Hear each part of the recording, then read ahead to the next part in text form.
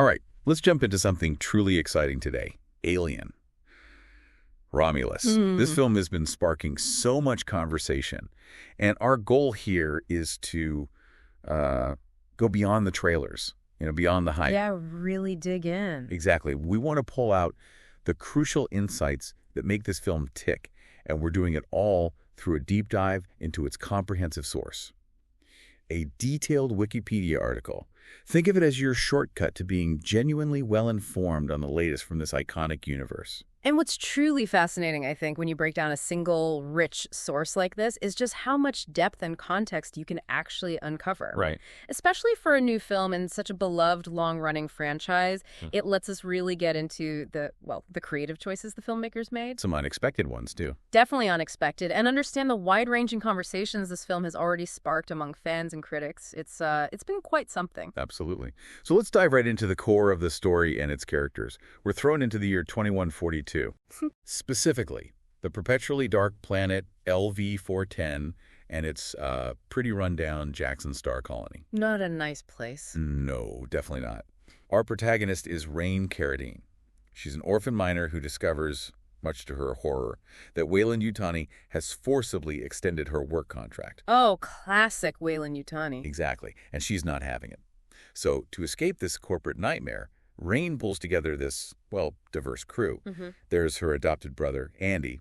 He's an android, reprogrammed by her late father, but still kind of prone to glitches. Okay, that sounds risky. It is. Then there's her ex-boyfriend, Tyler, his pregnant sister, Kay, their cousin, Bjorn, and Bjorn's adopted sister, Navarro. Quite the group. Yeah, and what immediately stands out, and it's really a core theme, is that the whole journey is anchored by three pairs of siblings, whether they're blood relatives or, found family. That's an interesting angle. It really is. Their desperate plan. Yeah. Commandeer a hauler, the Corblon IV, get to Renaissance this supposedly abandoned Weyland-Yutani station, and steal cryostasis equipment. Right, for the long trip.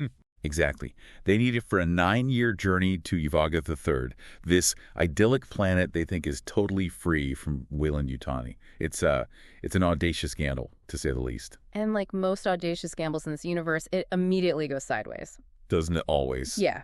The moment Tyler and Bjorn try to grab the cryostasis fuel on the Renaissance, they accidentally trigger a lockdown. And worse, much worse, they unleash dozens of facehugger parasites. So it goes from this kind of desperate heist to pure, unadulterated terror, like instantly. Okay, so here's where it gets really interesting. Rain makes this truly desperate move. She tries to upgrade Andy's security access. She uses a control chip salvaged from the station's damaged science officer android whose name is Rook. Okay, trying to get more control. Exactly. Yeah. But this reprogramming. Yeah. It comes with this major chilling catch. It actually flips Andy's loyalty. He goes from being loyal to Rain to being loyal directly to Weyland-Yutani. Oh, wow. So her brother figure is now basically corporate property. Pretty much. Yeah. How does that single choice just immediately complicate everything for them, even before the main alien threat fully kicks in? Well, that's a fantastic point because it injects this immediate internal conflict, right? It's almost as terrifying as the external one. Yeah.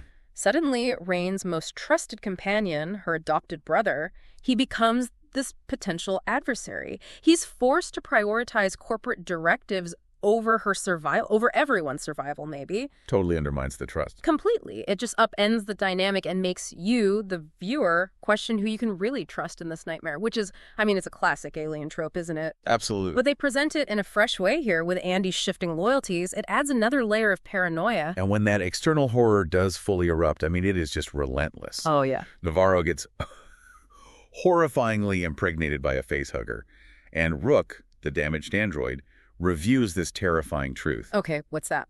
The cocoon they found on the station, it actually contained the very same xenomorph that attacked Ellen Ripley on the USCSS Nostromo. Whoa, wait, the original alien? Apparently so, or one directly descended and contained from it. Yeah. The Renaissance scientists had been doing these grotesque experiments on the creature, reverse bioengineering facehuggers from it. Of course they were. Weyland-Yutani strikes again. Naturally. And this predictably led to the xenomorph escaping and, a massacre. Its acid blood caused explosive decompression, destroying the Remus module of the station. So that's why part of the station is wrecked. Exactly, and the escalation is just brutal from there. An infant xenomorph bursts from Navarro, killing her instantly. Oh, God. That causes the Corbelan to crash into the Romulus section, accelerating the station's collision course with LV-410's planetary rings. So they're trapped and on a timer. Double jeopardy. Then Bjorn dies next, horribly, from xenomorph blood. And Kay, pregnant and vulnerable, gets taken by the xenomorph. It's relentlessly grim. It is. And it's right around this point that Rook introduces the Z01, which is just, wow, a truly horrifying concept. What is it exactly? It's this potent fluid they've harvested directly from the facehuggers. Harvested. Ugh. Yeah. And it's not just some new weapon. This is Weyland-Yutani's ultimate perversion. They're trying to use xenomorph biology to create what Rook calls genetically perfect humans. Perfect humans using that. That's insane. It's chilling, isn't it? It's a whole new frontier for the franchise's body horror, taking the idea of weaponizing the alien to a completely new level by trying to, integrate it with humanity. Wow. And then Rook orders Andy, who's now under corporate control, remember, right, to retrieve this terrifying fluid. Okay, so the final confrontation. It's just a whirlwind of action and sacrifices. It really is intense. Rain and Tyler eventually find a xenomorph nest, and they actually manage to rescue Kay, who's badly injured. Okay, good. But then, shockingly, she's healed, incredibly rapidly, by a dose of that Z01 fluid. Whoa, so it works, but at what cost? You have to wonder. Exactly. Then Tyler sacrifices himself to protect Rain and Kay. Yeah. Andy gets temporarily incapacitated. Rain, in this desperate gamble, manages to restore Andy's original programming. Back on their side. Back on their side. And then in this really clever moment, they're surrounded by xenomorphs and facehuggers, right? Rain disables the artificial gravity. Smart. No acid on the hull. Precisely. Lets her shoot the creatures without their blood compromising the ship. Yeah. Andy, now back to his true self, jumps in and kills the xenomorph that burst from Navarro. Nice teamwork, finally. Yeah. Ultimately, Rain and Andy escape aboard the Corbelan just as the Renaissance station is destroyed. Phew. But it's never really over in these movies, is it? Never. As they're preparing for their journey to Yuvaga, Kay gives birth. But it's a human xenomorph hybrid. Oh no, the Z01. Horrifically mutated by the Z01. This creature immediately kills Kay. Oh, okay. And disables Andy. It forces Rain to make this one last, just gut-wrenching decision. She ejects the hybrid into LV-410's rings, disintegrating it. Brutal, but necessary, I guess. Yeah. After recording this chilling audio log, Rain and Andy finally enter cryostasis, just hoping to reach Yuvaga the Third alive. It's a truly harrowing journey from start to finish. Wow. Quite the story. And the film features a fantastic ensemble cast. You've got Cailee Spaeny as Rain, David Jonsson as Andy, Archie Renault as Tyler, Isabella Merced as Kay, Spike Fern as Bjorn, and Aileen Wu as Navarro. Really strong performances all around. Sounds like it. So, okay, we've navigated the terrifying journey within Romulus. But the real question for longtime fans is always, how does this new story weed into the sprawling tapestry of the alien universe? Right, the canon question. Yeah.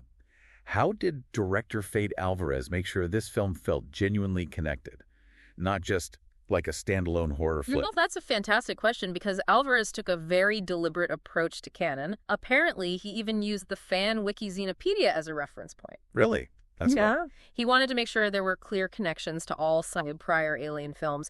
The insight here, I think, is that they weren't just making another monster movie. They were meticulously trying to fit it into the existing lore. So what are some examples? Well, for instance, the film directly acknowledges the recovery of the xenomorph, or at least its biological material, that attacked Ripley on the Nostromo. Okay, that's a big one. Huge. And the android Rook, his physical appearance, is based on the likeness of the late Ian Holm, who famously played Ash in the original Alien. Ah, okay. I see the resemblance now. Yeah. And what truly impressed me, actually, was how Romulus subtly linked to the prequels, too. Oh, like Prometheus and Covenant. Exactly. The black goo from Prometheus makes an appearance, which cleverly connects Romulus not just to the original films, but also to those bigger, more philosophical questions about creation and weaponization that the prequels introduced. Interesting. It ties things together. It really does. And the human xenomorph hybrid at the end, it apparently even resembles an engineer and also the creature from the end of Resurrection. Wow, that's a deep cut. Right. And Álvarez actually confirmed this resemblance was intentional. which is, I think, a huge win for fans because it really helps unify the entire saga, prequels and sequels. That's pretty cool. Any other connections? Yeah, a few nice touches. They pulled inspiration from the video game Alien, Isolation, integrating those emergency phone registration points as little set design Easter eggs. Oh, fans of the game would love that. Totally. And surprisingly, Kay's pregnancy storyline. Álvarez said it was inspired by Dina from the video game The Last of Us Part 2. He was apparently playing it while writing the script. Huh.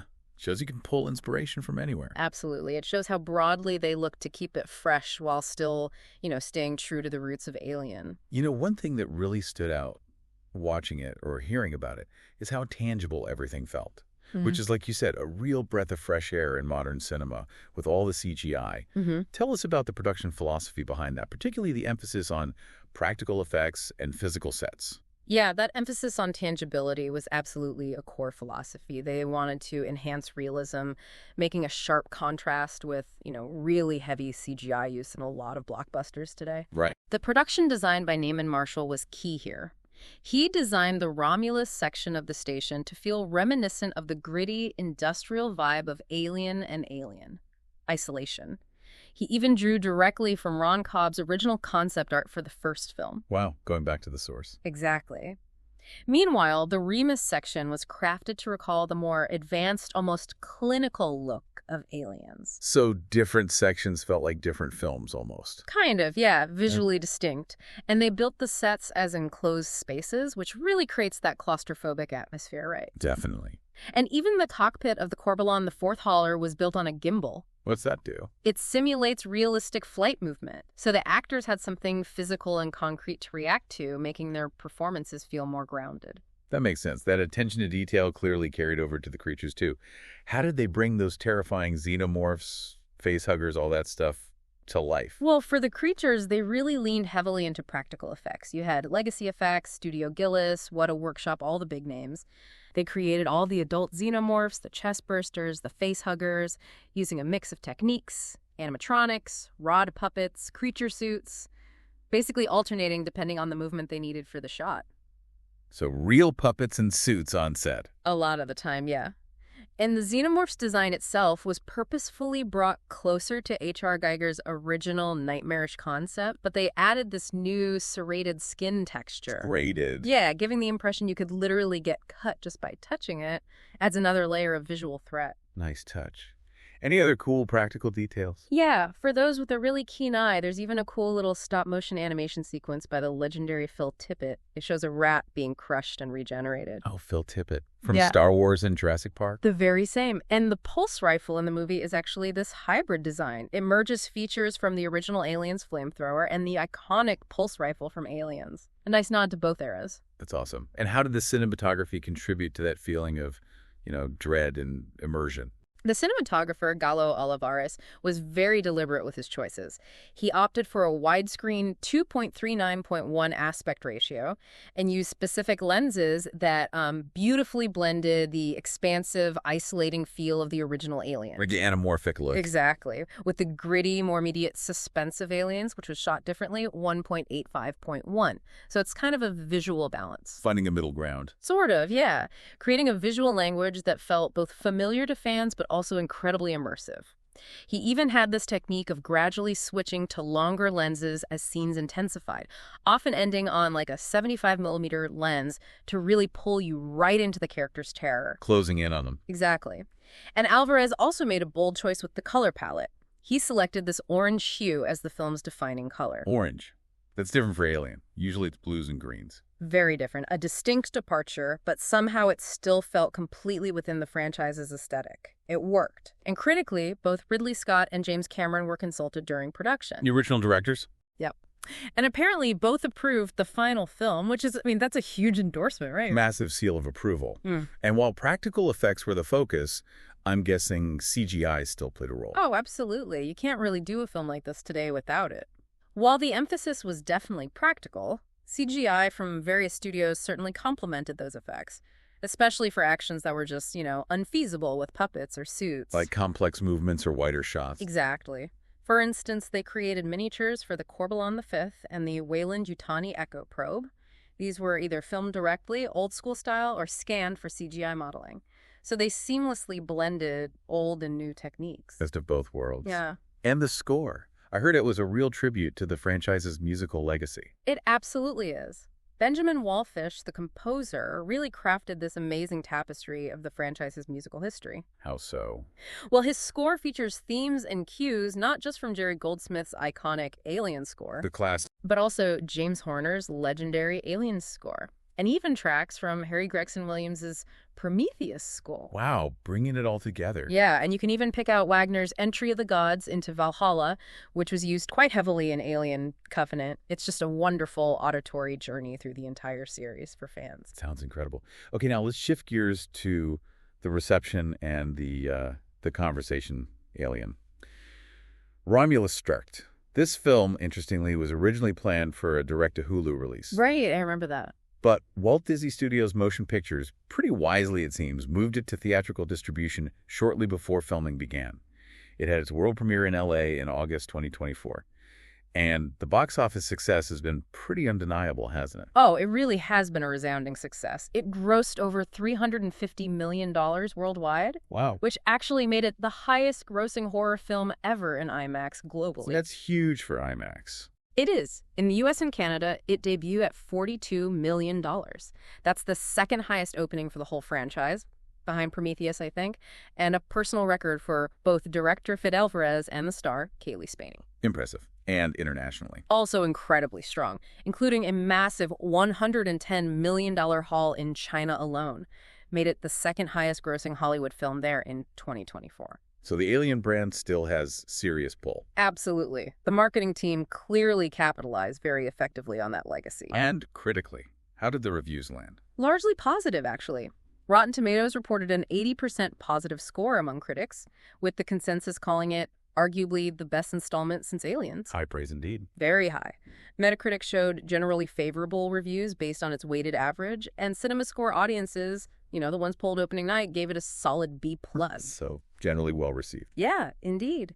There was a lot of specific critical praise, too, for its direction, the design, the writing. Jordan Hoffman called it impressive and said Cailee Spaeny was the finest weapon. Owen Gleiberman of Variety labeled it one of the best Alien sequels, saying it delivered the slimy creep-out goods. James Mottram gave it a 5-star review, calling it thrilling and scary, and really praised the production design and David Johnson's standout performance as Andy. Okay, so lots of praise. But, no film pleases everyone. We also had critics like Mick LaSalle finding the first 45 minutes boring, or David Ehrlich noting maybe a lack of character development and an over-reliance on jump scares. Do you think those criticisms hold water, given how packed the plot seems? Or is it more just a matter of taste in horror? I think that's a fair question, and honestly, it probably comes down to what you're looking for in an Alien film, right? Sure. Some viewers might indeed find the initial setup a little slow, as it spends time building the characters and their desperate motivation. Setting the stage. Exactly. And while the film is undeniably thrilling and filled with jolts, it is scary. Some might prefer a more character-driven horror, something perhaps closer to the original Alien's slower, more psychological tension. Gotcha. Bill Jabiri even felt it had sort of lessened ambition compared to the classics, making it instantly forgettable for him personally.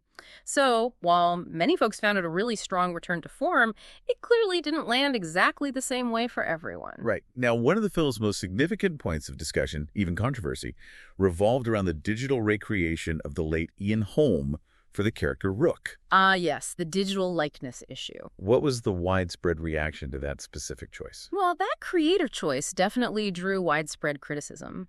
Critics like Wendy Ide called it a queasily misguided choice and described it as ghoulish, exploitative, disrespectful, and unnecessary. Pretty strong words. Very strong. Some even drew parallels between the studio and the villainous Weyland-Yutani Corporation itself, suggesting the studio put, profit ahead of respect for human lives. Ouch. Yeah. It was labeled things like cinematic necromancy and distractingly bad and completely unnecessary by several outlets. It certainly sparked a huge debate about the ethics and effectiveness of using digital likenesses of deceased actors in film. And how did Álvarez himself respond to that pretty intense backlash? Well, Álvarez defended the decision. He compared using CGI to recreate Holmes' likeness to actors wearing prosthetics to portray historical figures. Okay. His argument was basically, it's not pretending it's Ian Holm, it's just the makeup, meaning the digital effect, that makes it look like him. Sort of framing it as a tool, not a resurrection. Interesting defense. Yeah. And interestingly, the visual effects for Holmes' likeness were apparently updated and fixed for the home video release. Oh, really? Why? Apparently, they were incomplete for the theatrical version due to time constraints. Álvarez supposedly convinced the studio to invest more money to finish it properly for the Blu-ray and digital versions. Huh. Good on him for pushing for that. Yeah.